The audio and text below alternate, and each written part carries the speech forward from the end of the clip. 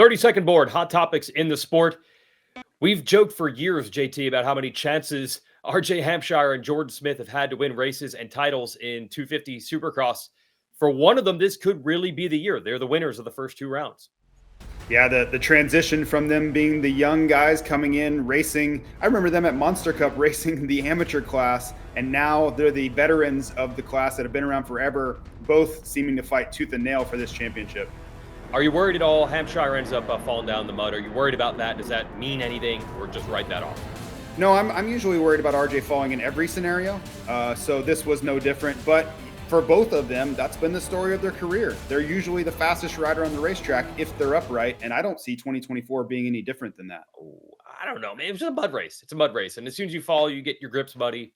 I write this one off for RJ. I think he'll be okay moving forward. And then Old Dogs Part 2, we're talking about Tomac and Roczen, old rivals going back over a decade now, back up on the podium.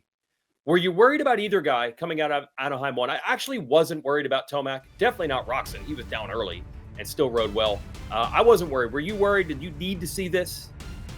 I wasn't worried about Roczen at all. He was fantastic in that heat race, and then the first lap crash, those things happened. Tomac, I'm still a little concerned, only championship-wise. And I think he really caught a break with Jett struggling because he needs to keep this points chase in sight. So if there's a little bit of parity, Sexton winning, fourth at the opener, and Tomac can hang around through these races in January until he gets back to form, that is the ideal setup for him. So I think San Francisco was an absolute, I don't want to say gift because he went out and got second place himself, but it was the perfect setup for him. Yeah, he's basically even with Jett in points after 2 rounds, coming back from a big injury and an off night at Anaheim 1. You take that. I just feel like we've seen weird Tomac rides in the past. I try not to read into any of them, especially not at round 1. This was a really, really cool story brewing. I think American fans have really come to like the personality they've seen from the MXGP world champion Jorge Prado, but we got to see it in full when he won a heat race at San Francisco. Let's hear from him. I mean, I'm not a really mud specialist, but it looks like I come to the US and I handle the mud very well. So, super, super happy. My second ever heat race and already a win. I know conditions are tough, but I know start was important. I didn't get a good jump, but I attacked a lot of corner in the first section. I know I missed that when I was in Anaheim, so I'm like, hey, I can do that too. And I went a bit sketchy in the first 2 lines, but that was enough to control the race. Making the jumps, it's so tough. And if you want to hit the rhythms, it's like crazy. So, no, I've been enjoying it. It was tough at the end with the lappers. Lappers going left to right, you don't know where to go. Chase was behind me, so I'm like, hey, let's bring it home. And hey, a win and a hit race here. Supercross, I couldn't expect this. So cool, so cool. Yeah, that's the thing. I bet fans already knew that Jorge could ride. The credentials do that. But now we're getting to see the personality. He's such a fun guy to talk to. Also, the reaction from the family when he got back to the pits after the heat. Yeah, if you were wondering if this guy was a true fan of Monster Energy Supercross, I think just the reaction from he and his family, as you mentioned, reinforced that, right? This is a guy who's watched this series from afar for a decade or longer, since he was a little kid. So to be on that stage, up there winning a heat race like that, talking to Will Christian, you could tell what it meant to him. And this is on the heels of becoming an MXGP world champion last year. So I just think it speaks to how he values this series. And I don't have any doubt that he'll be back here in 2025.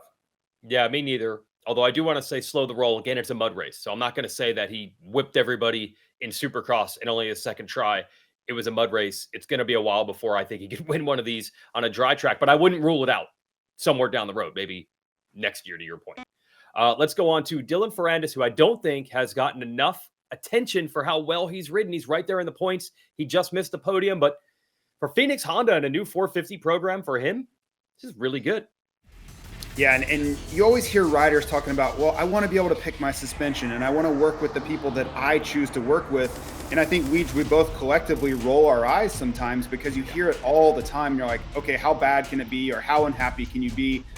He's kind of proving this out. At least in this specific scenario, things seem to be working through 2 races and he looks happy. Look at the smile on his face there.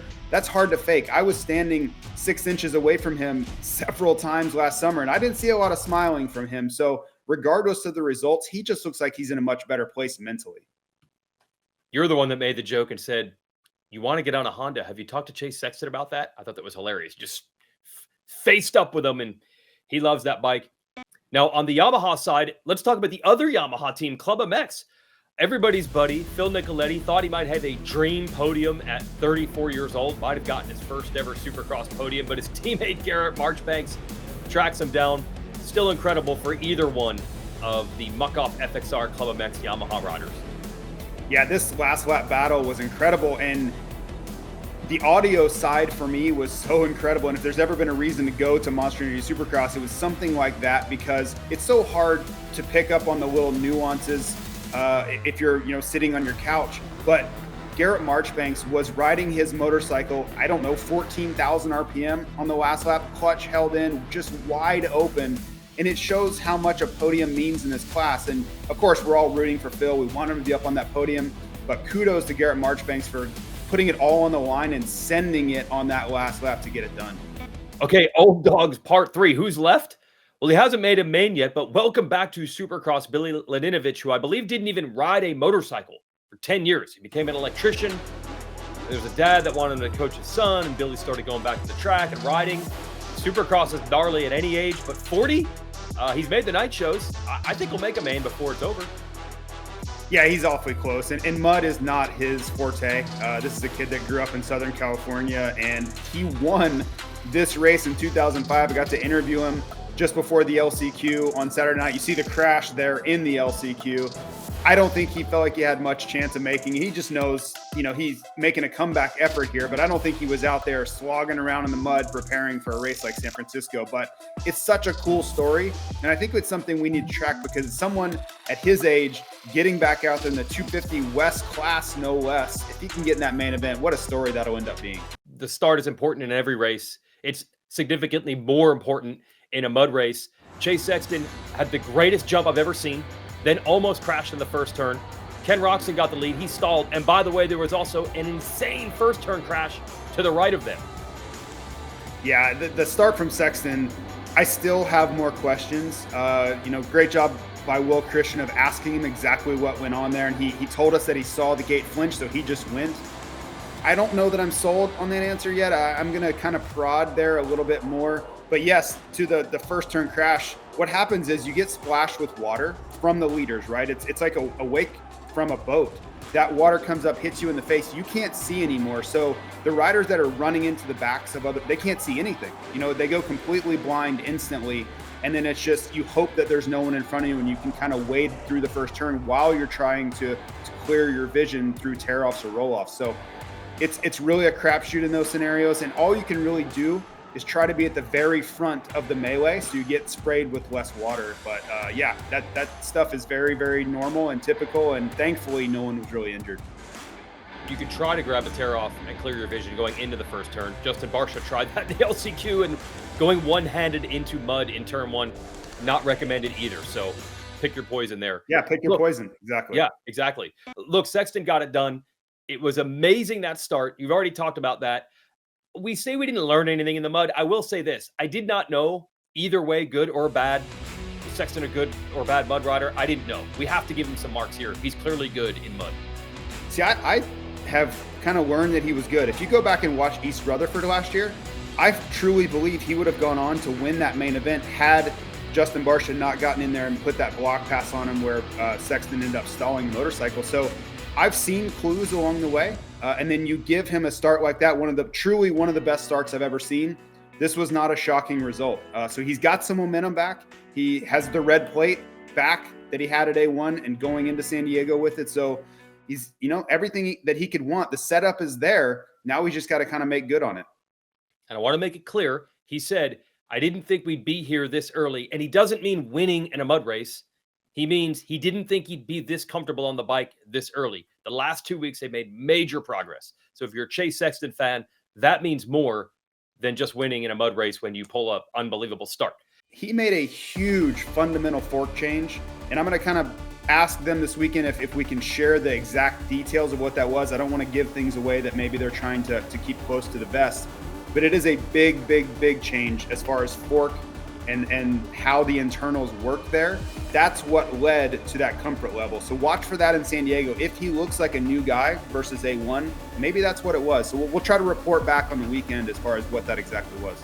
Yeah, if you're a Sexton fan, that's actually bigger than winning the mud race. If he's way better than he was at Anaheim 1 on a dry track, that means more than this. This is just good for points, especially because we move to our next topic. Okay, maybe we learned 2 things. Jett Lawrence, not good on a Supercross track in the mud. Heat and main were bad. Yeah, and for Jett, there's going to be nights like these. It's so early in your career. It's not going to all go perfectly. And you look at how it started. He got a bad start in the main, and it's so difficult at that point to do things right because you can't hold on to the motorcycle with your hands because your gloves are soaking wet. You can't see anymore. He had goggle issues throughout the night, and you get splashed in the first corner, just like we talked about. You see how wet his pants are. That's a really underreported on aspect of this too, because your pants are so muddy and so wet, you have no traction anymore. So you really can't grip the motorcycle with your legs, and you're just on a slip and slide. You're along for the ride trying to hold on to this motorcycle versus Chase Sexton, Eli Tomac, and these guys that are relatively clean out front and have so much more control. So you want to say, yeah, you didn't ride very well, but there were so many things working against Jett after the first lap. You almost expect him to struggle the rest of the way. We're going to San Diego this weekend, and hopefully we will no longer be talking about rain or mud, and we'll be talking about great racing and the 50th anniversary event for Supercross. We've had a couple retro races in the past, but 50th, this might be the biggest of all. It's going to be real fun to see what people roll out this weekend. Yeah, let's hope it's dry. To have 50 years of racing and heritage celebrated, it deserves to have a great weekend of weather and get back to the exciting racing that we all want. But you see some of the highlights here. Jeremy McGrath, of course, just what a dominant figure he was. Jeff Emig, around the years, and Ricky Carmichael on our broadcast team. These guys made up what was 50 years of racing, and hopefully we get to celebrate it in fine fashion this coming Saturday. Expect to see a lot of retro touches on gear and graphics and bikes, and of course everything that the Fell Motorsports folks are going to put in on the Supercross side, along with the teams and riders. Should be really fun. We'll have more information coming on that.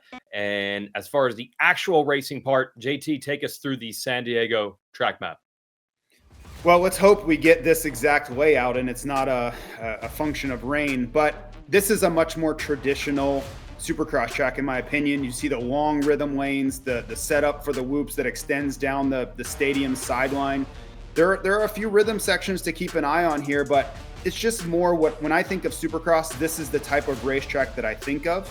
And I think it lends to a little bit better racing. You don't have the unique baseball diamond type track where it kind of winds over itself so many times.